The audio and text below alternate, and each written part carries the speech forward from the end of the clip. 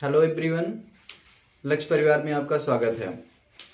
आज हम ग्रामर का स्टार्ट करने वाले हैं, या जो हमारी ग्रामर की पूरी क्लास चलेगी वह होगी जीरो से हीरो बैच।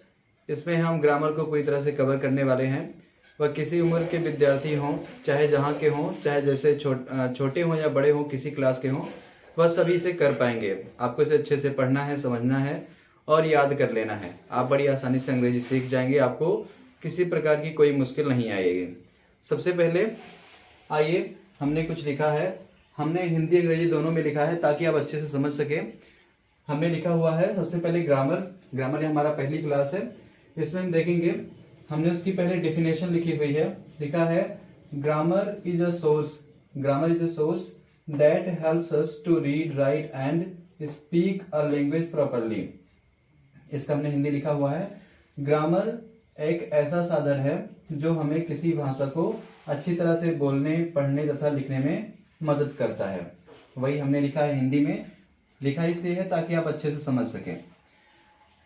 इसके बाद हमने लिखा है, अब हम दोनों याद कर सकते हैं क्योंकि दोनों भाषा हमारे लिए बहुत जरूरी है, इसलिए हम दोनों में याद कर सकते हैं। इसके बाद हम अगर किसी भाषा को पढ़ेंगे तो उसमें हमारे आते हैं अल्फाबेट्स।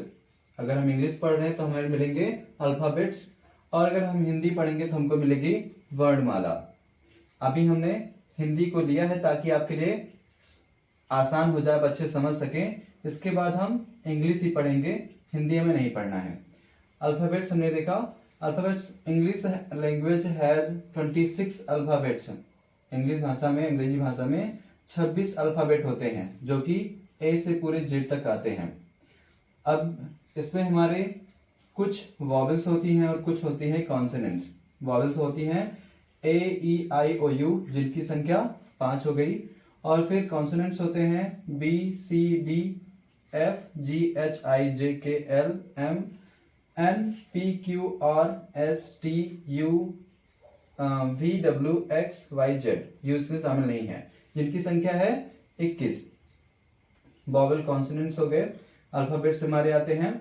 और हमने अगर हिंदी का देखना है तो हमने पढ़ा है हिंदी वर्णमाला में 49 वर्ण होते हैं, जिसमें जो कि आ से पूरे ज्ञा तक होते हैं। इसमें स्वर में 13 होते हैं, जिनमें शामिल है आ से पूरे आहा तक, और फिर व्यंजन में का से ज्ञा तक आते हैं, जिनकी संख्या 36 होती है।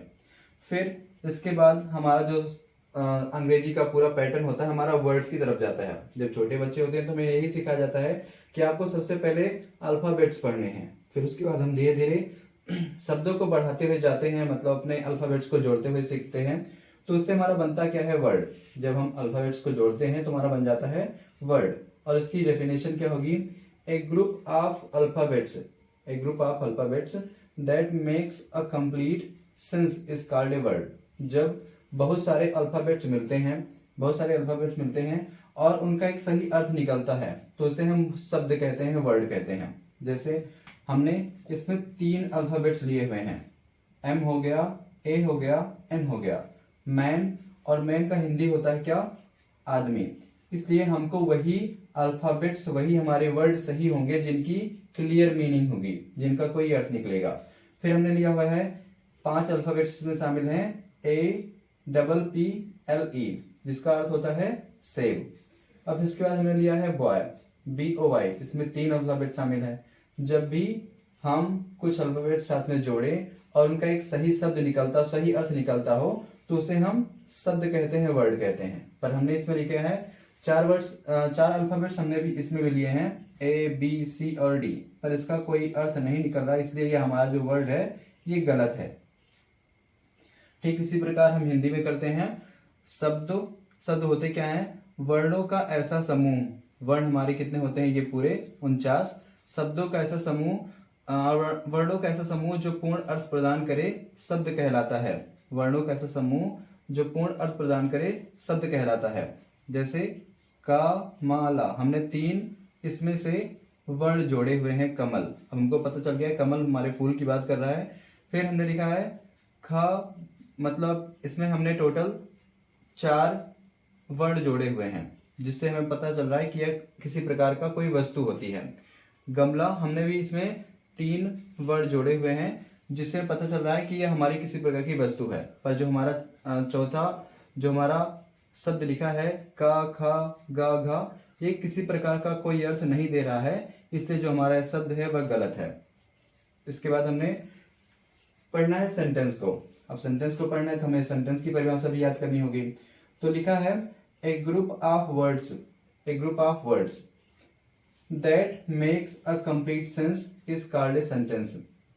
शब्दों का एक ऐसा समूह जो पूर्ण अर्थ प्रदान करे वाक्य कहलाता है। वर्ड्स की भी परिभाषा बिल्कुल जैसे एक ही जैसे है। इसमें लिखा है ए ग्रुप ऑफ अल्फाबेट्स, इसमें लिखा है group of words that makes a complete sense is called a word, और इसमें लिखा है that makes a complete sense is called a sentence. ज्यादा कुछ अंतर नहीं, हमको सिर्फ एक एक वर्ड चेंज कर देना है बस। सेंटेंस क्या होता है? जब हमारा सबसे पहले हमें मिलता क्या है? अल्फाबेट्स को जब हम बोल लेते हैं या जोड़ लेते हैं तो हमारा बन जाता है वर्ड, और जब वर्डों को जोड़ते हैं, वर्ड को जोड़ते हैं तो हमारा बन जाता है सेंटेंस। अब जैसे हमने सेंटेंस लिखा है Meera is going to school, Meera school जा रही है, ये किसी चीज की सूचना देगा। अगर हमारा कोई सेंटेंस होगा तो उसमें एक चीज अवश्य होगी, हमारी एक वस्तु अवश्य होगी, वो क्या है? वर्ब। कोई ऐसा सेंटेंस नहीं है जिसमें वर्ब ना होती हो। अगर वर्ब नहीं होगी तो हमारा सेंटेंस गलत होगा। अब ये सारी एग्जांपल्स, ये सारी आप परिभाषा याद कर लीजिए। इसके बाद लिखा है हिंदी में वाक्य, शब्दों का एक ऐसा समूह जो पूर्ण अर्थ प्रदान करे वाक्य कहलाता है। बहुत सारे शब्द हैं। शब्द हमारा क्या हो गया? अजय मैदान में क्रिकेट खेल रहा है।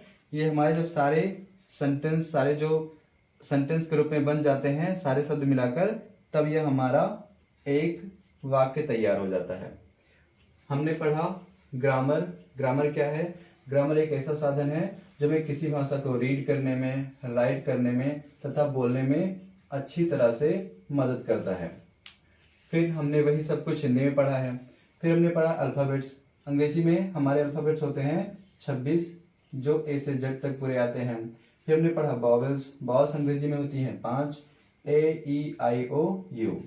कॉन्सोनेंट्स होते हैं 21, जिन आपने याद कर लीजिए। इसके बाद है वर्ड्स, एक ग्रुप ऑफ अल्फाबेट्स। अल्फाबेट से हमारे जो वर्ड होते हैं वो अल्फाबेट से बनते हैं। A group of alphabets that makes a complete sense is called a word. फिर उसका हमारा उदाहरण क्या है? Man, apple, boy. पर जो ABCD लिखा है, ये इसमें भी हमारे अल्फाबेट शामिल हैं, बट ये हमारा सही अर्थ नहीं दे रहा है, इसलिए हमारा ये वर्ड गलत है। इसके बाद हमने पढ़ा सेंटेंस। सेंटेंस क्या होता है? एक ग्रुप ऑफ वर्ड्स, जब बहुत सारे शब्द एक साथ मिल जाते हैं और वे पूर्ण अर्थ प्रदान करते हैं तो वही हमारा सेंटेंस कहलाता है, वाक्य कहलाता है। Meera is going to school. ये हमारी पहली क्लास है। आज आप इसे अच्छे से समझिए। नेक्स्ट क्लास में हम आपको सेंटेंस के टाइप बताने वाले हैं, सेंटेंस कितने प्रकार के होते हैं, क्या कैसे करते हैं। धन्यवाद।